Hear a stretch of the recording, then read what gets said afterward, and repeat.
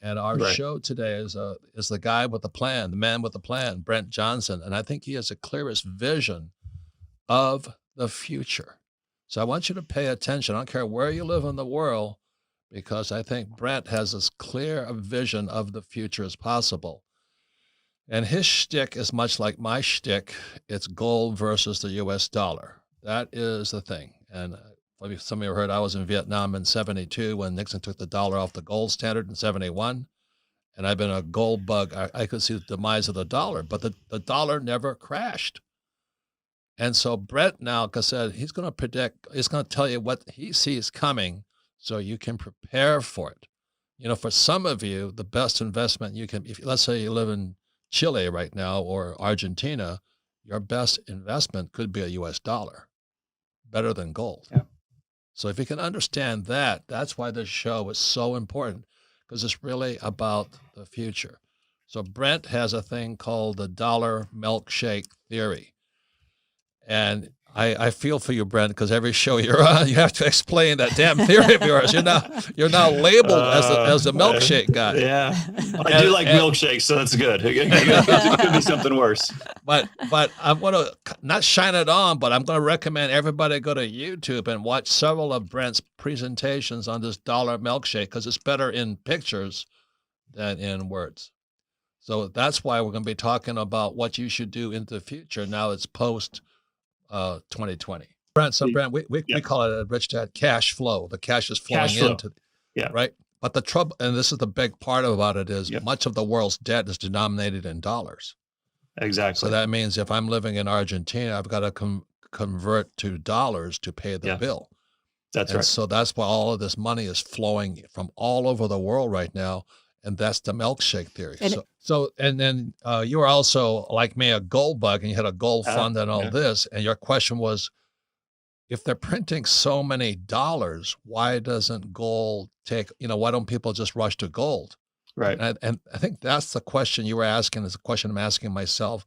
Most gold bug guys are asking themselves also, is if there's so many fiat or I call fake dollars, why doesn't gold go through the roof? Right. Yeah. I was listening to Harry Dent, and he's an anti-gold guy at times. He was calling gold to retrace to 400.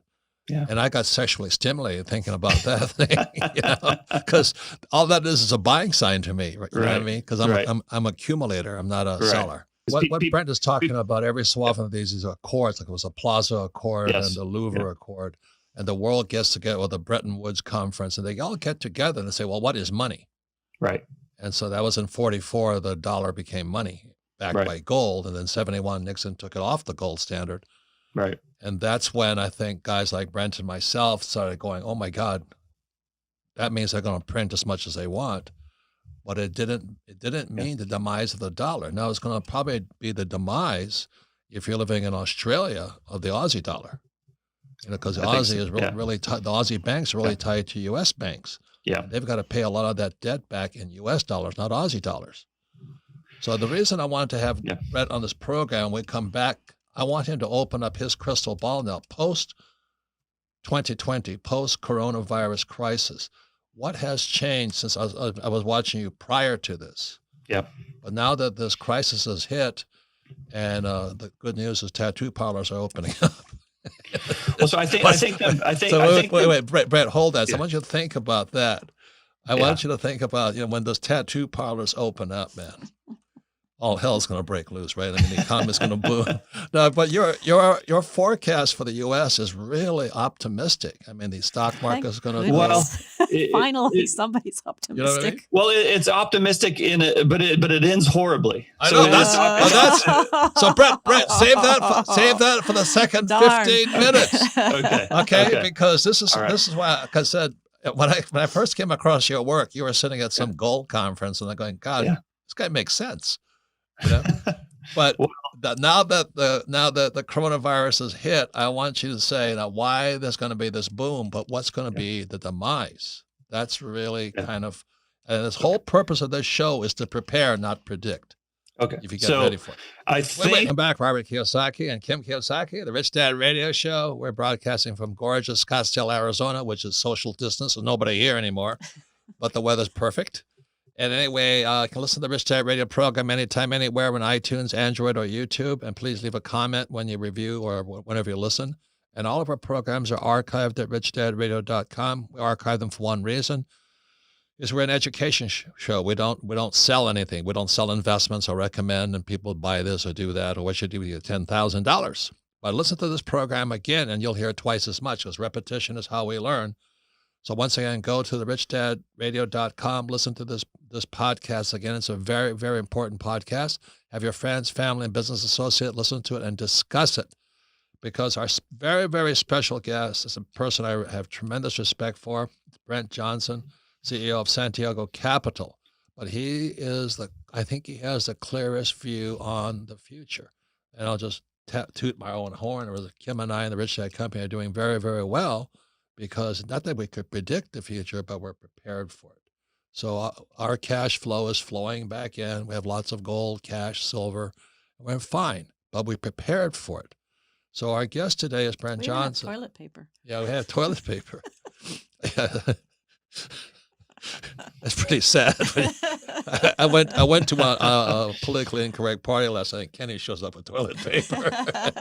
That might be the next currency. It might be. But anyway, our guest today, Brent Johnson, he is the inventor of the dollar milkshake theory, and it is taking my little world of investors by storm, because I believe he can see what's coming next.